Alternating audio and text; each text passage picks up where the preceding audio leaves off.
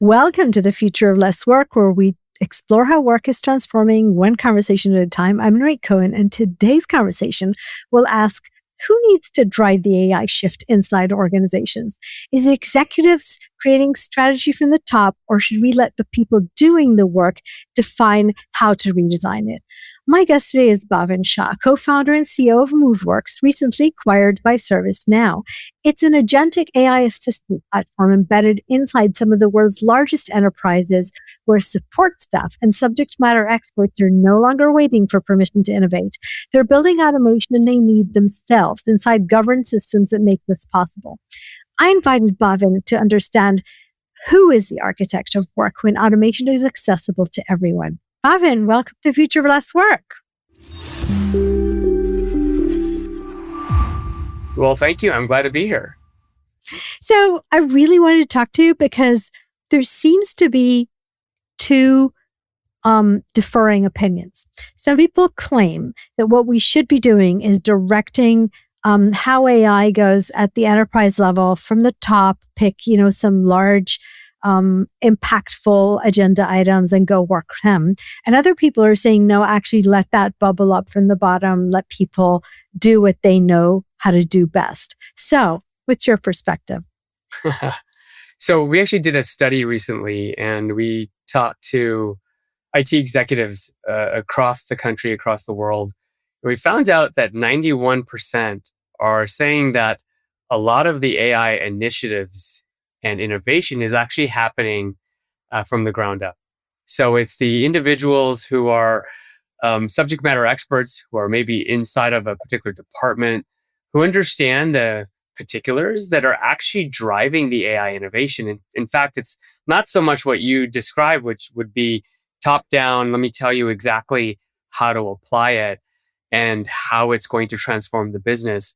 It's actually a lot of it is non-technical employees that are coming to the table with these tools, and they're making changes. And it's really fantastic to see, So they might be, we're working with one of the largest airplane manufacturers, and they've transformed their entire contracting and procurement process using agentic agents through our platform, where now no longer are people sort of having to nudge each other and check in. Wait, what's the status of this? How do I, change and update this term of the contract or this purchase order that ties back to that? Can you do this and that for me? These non-technical employees, the folks that have been running this process, have taken the platform and sort of made it of their own and started to sort of create new capabilities for all employees at this company to be able to now interrogate, update, make changes. And so it's completely transforming how that process gets done. And it wasn't some like top-down mandate from the CEO. It was actually the essentially finance and legal folks who run this process who reinvented it using these new agentic frameworks. Yeah. So I don't think we're thinking that, CEOs will tell finance how to, redesign their process. But I think that the question that seems to come up everywhere is, if a lot of these new processes that are redesigned with agentic AI are cutting across jobs, maybe even functions, then if the individuals redesign it, wouldn't they be just redesigning pieces of their job versus the entire workflow? Well, I think that's, so we have to look at it from a couple perspectives. There's processes that go across multiple systems. And let's take HR, right? You're talking from hire to fire. There are so many different systems, right? You are talking onboarding systems, learning and development systems, payroll systems, benefit systems. There are systems that are in there for OKR management. There's going to be things that are used for promotions. There are elements of this, of these sort of tools that are used all the way through for onboarding and so on. So if you think about that, that's more than one person's job. It's typically large teams.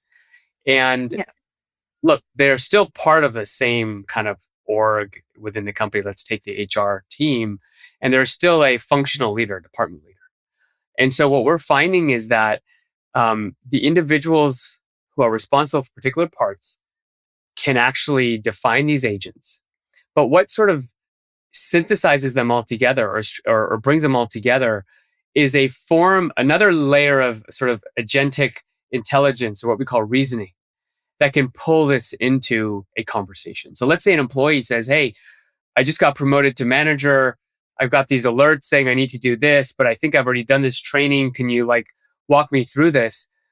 Well, the agentic system has to think about that, go to the various subsystems. Some of these are automations that have been agentified. Some of these are more traditional API lookups, and it pulls it together and it actually walks the user through. So you don't have to think about the innovation that happens here as something that has to be thought through all the way through the entire user journey. What you have to think about is these component parts that can train the AI on how to do X, how to do Y, how to update the HRIS system for this, how to change something within a system like such for performance management, and then know the rules, know the functions that need to be called, know the policies within the company. And then when the user has a problem or the user has an issue, it can navigate across all of these. So it actually doesn't require us to all get together in a big room and to hash all this out. It turns out the AI is simplifying it. We each do our parts, but the AI brings it together. It's kind of like, when you use ChatGPT and you ask it to do a bunch of research on, let's say, a new car, and you're looking at insurance costs, you're looking at gas costs, you're looking at all these other elements or charging costs, and then the wear and tear and the tires. It's pulling from lots of different sources. But no one person had to assemble all that, or one system had to be aware of each other to get that done. You sort of had this master system that could go and adjudicate all of that. And that's what's happening inside the enterprise. So what needs to happen in terms of the organization? I'm not even sure the word is permission, but I'm trying to figure out what needs to happen inside the organization so that an individual who wants to try to start moving their job in that direction, or starting to implement these add-ons or these capabilities into what they're doing, how does that happen? Is it individuals? Is it managers of functions? Who's driving this? Yeah. Well, so let's go back to your point about things that need to happen at the top, right? So for God knows how long, probably several decades, right? You've heard this concept of shadow IT. And it was a pejorative. The idea was, hey, we have centralized IT, but then all these other teams are buying their own software on credit cards, they're doing this and that, they're deciding what they're going to use for certain project management tools, and we don't have a handle on this. And again, it was a pejorative term that people would say, hey, look, we got to stop shadow IT. We don't want people having agency. We want to have control. We want to know what they're doing, why they're doing it, and we want to have this kind of central command. Well, now that we're in this new agentic world and AI is so applicable in so many different ways, the innovation that's happening is sort of essentially shadow innovation. I just talked about this, right? Where non-technical employees are driving a lot of these agentic use cases. Again, 91% of our of the folks we surveyed were saying, hey, this is happening at this sort of ground level.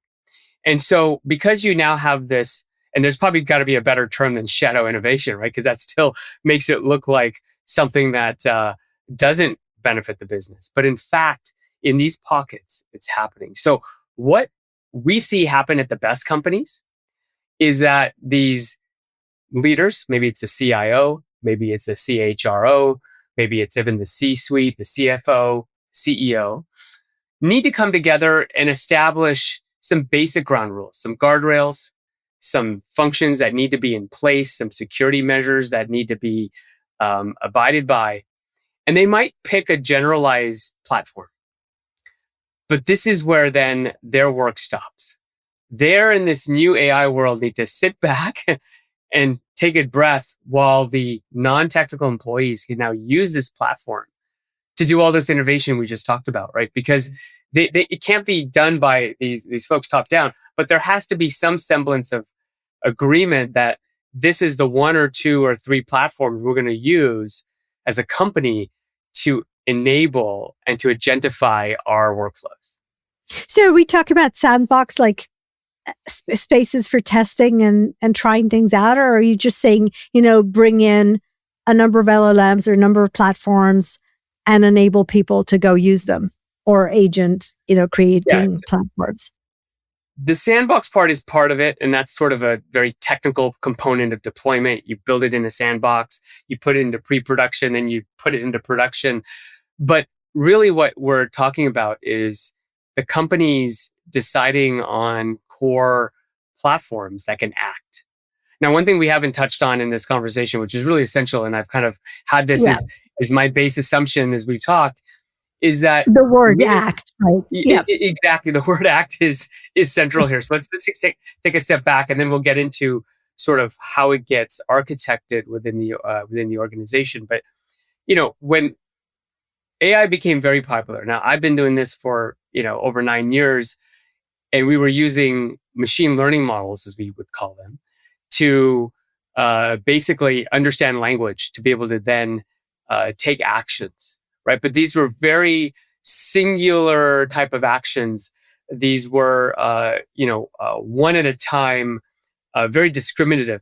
Right. It wasn't generative. It wasn't sort of, having this dialogue that we can see today in all these tools that we're come to expect. So we've created a workflow. If this happened, then this happened, then this happened. Right. Exactly. Do something. Yep. That's right. So it's all a very deterministic world that we were in. With some early forms of AI, making it a little smoother, making it a little easier. You can chat with a simple bot, and it can go do X or Y. But as we have now seen this new world, we got really excited by the fact that these AI models can take in a lot of data, and the data can then be summarized, can be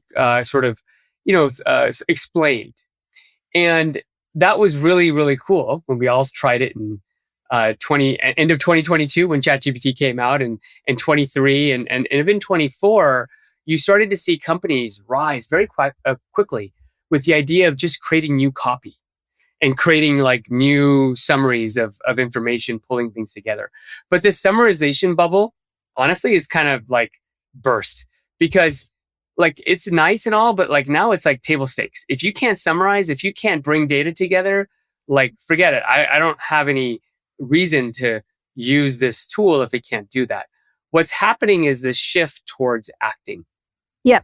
And that's where the word agentic comes into picture. It's this idea of autonomous or semi-autonomous intelligence that has a sort of set of understanding or a ability to navigate a certain topic, and can do it in a more fluid way.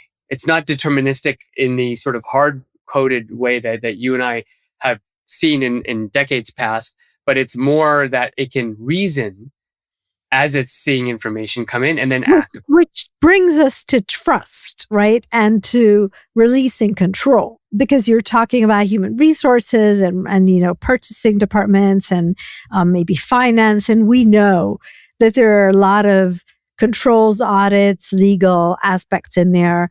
And we know that we're not quite where we need to be in terms of knowing that the agentic AI reaches the right answer. So what needs to happen to kind of shift us along? Yeah. And, trust is a forever conversation. Just like as human beings, we still debate on how we can trust each other. We still wonder if we can trust each other, and all sorts of things. We have societal frameworks with the judicial system. We have the police system. We have all of these different frameworks and laws to ensure that we can trust. And so I think that is inherent with AI. We have guardrails. We have a set of sort of models that check models that check models. We have deterministic elements that go into these probabilistic frameworks. So for example, when it comes to, does Bhavin have access to this document? We're not going to put that through a probabilistic machine. We're going to put that through a deterministic machine that can look that up as a fact or fiction, and then bring that into the workflow to say, yes, Bhavin can read these 3 files, but he's not allowed to have access to this file. So I won't use that in incorporating my answer. And so the trust factor is something that is getting better. I mean, if you think about where LLMs were 3 years ago, I mean, half the stuff coming out of them was sketchy, uh, and, and we were skeptical. Now you're starting to say, hey, for the most part, this is actually pretty accurate. I remember this, and it's kind of a different analogy, but back in the early days of the internet, when Amazon was out, and there was all these other e-commerce sites, I remember I would look at Amazon, but I wouldn't trust if they had the best price. And I'd go to some other e-commerce site and I would check to see if the price was better or not. And sure enough, Amazon was always cheaper, and so eventually my behavior changed, where I was like, well, if I need to buy something, I just go there and click. And that's why they're obviously such a successful company. So I think those that are working on this problem, that are making it better, making it more accurate, especially when it comes to mathematics, when it comes to basic, sorts of functions that you expect it, when it adds up a table, does the value at the bottom, properly add up all the values in the table, et cetera. All that is being, corrected through the innovation around LLMs on some level, and then also these guardrails that come into picture. So that's an ongoing thing. I think that also we also come up with our own frameworks when it comes to trust, even on searches, right? If you think about just a Google search, there are times that you will look at it, you'll be like, I'm not sure I believe that.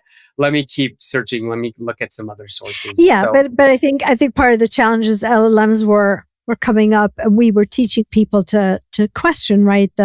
Not just the data, or is that source really there, but also the underlying assumptions, and so as we kind of look at this in the organization, you talk about guardrails. I think that's where it is, right? Is how do you build that automation in a way where the tools can act, but that that you're building the audits where you need them, and by the way, not building them where you don't need them. That's right.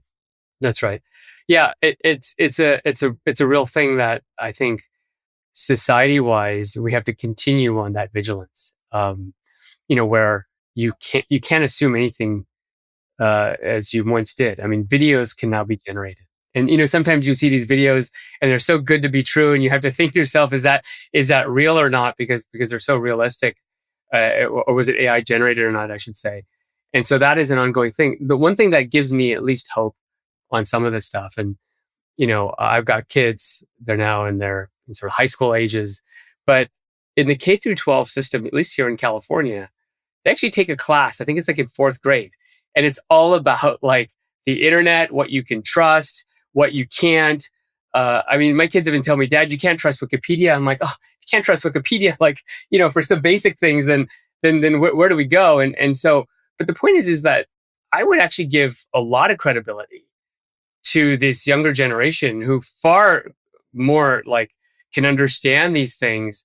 Whereas I think some people are more pessimistic and think, well, wow, we're all just going to get fooled by the AI. But I actually think that humans will continue to develop our own detectors and skills, and know when to check, know when to not worry about it. So, okay, so let's talk about the humans there for a little bit longer. Now, you're talking non-technical jobs, right?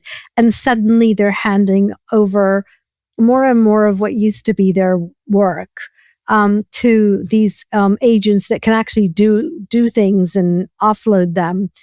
How's that changing? Do you already see how that's changing careers, jobs, maybe even whole structures? Yeah, I think that there is, for especially the AI that can act, where we're actually doing not just reading information, we're writing back information, things that would otherwise take a human agent some time to do. A lot of those tasks are what we call shifting left.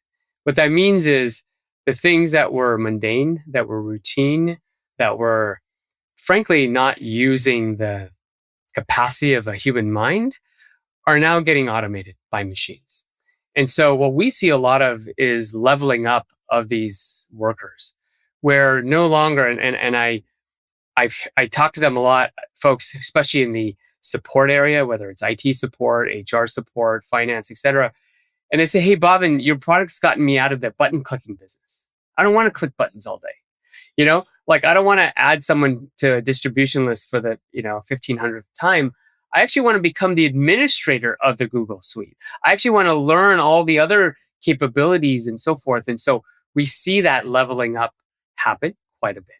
But with that being said, I think it's par for the course that we are automating, just like we have been for thousands of years as a species, functions and roles completely to machines, where it gives us a chance to also put people in more advanced kind of functions where they have to think, where they have to apply their knowledge.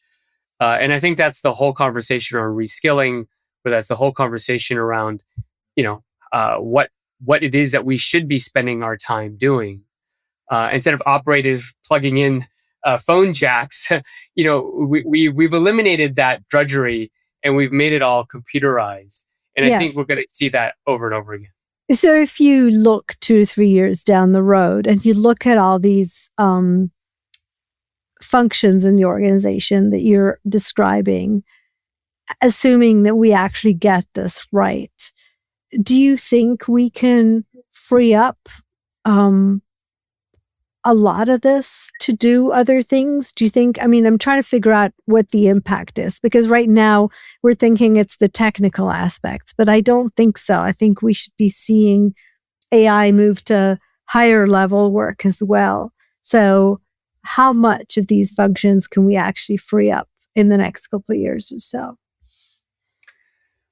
I predict that we're going to free up more than what we have generally imagined. I think a lot of us, it's hard for our minds to sort of really understand the scale and the opportunity with these new models and action systems, to where, what you're seeing, and I'll take maybe another point of view on this, or a sort of a analogy, which is when I look at startups today versus when I founded Moveworks, which was about 9 years ago, right? I'm sort of an older generation now of founder, because what it took to get a company off the ground, the legal, the HR, the finance, all the pieces, right? It was months of work.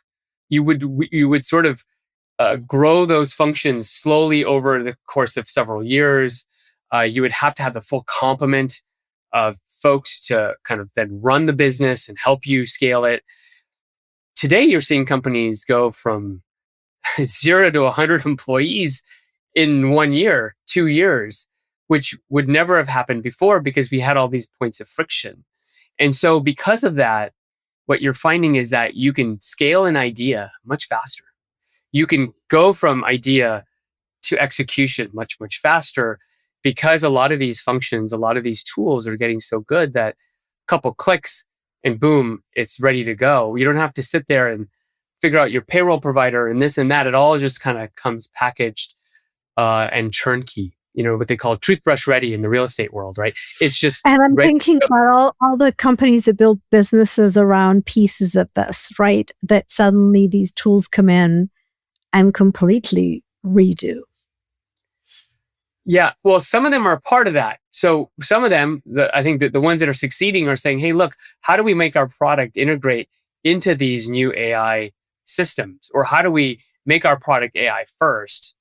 And that sort of then sort of puts them, on the right train, if you will, to sort of, have that influence. But I think the upshot is, because of this, going back to my analogy, I see you see more and more, and you hear this in the news, companies going from 0 to $100 million of annual recurring revenue, for example, in the SaaS world, in a matter of 18 months, in a year. Yeah, because we've removed a lot of friction. Right? So exactly. So we've made the process more streamlined.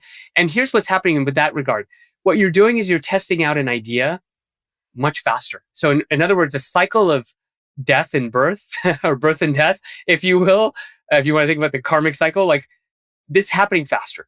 And so people are inventing new things, and some of them are exceeding expectations, and they're getting to escape velocity, and others are dying fast. I think this is a good thing for the economy because we're now getting closer and closer to the truth of what the market needs, what we need to drive innovation, what we need to drive, GDP, et cetera.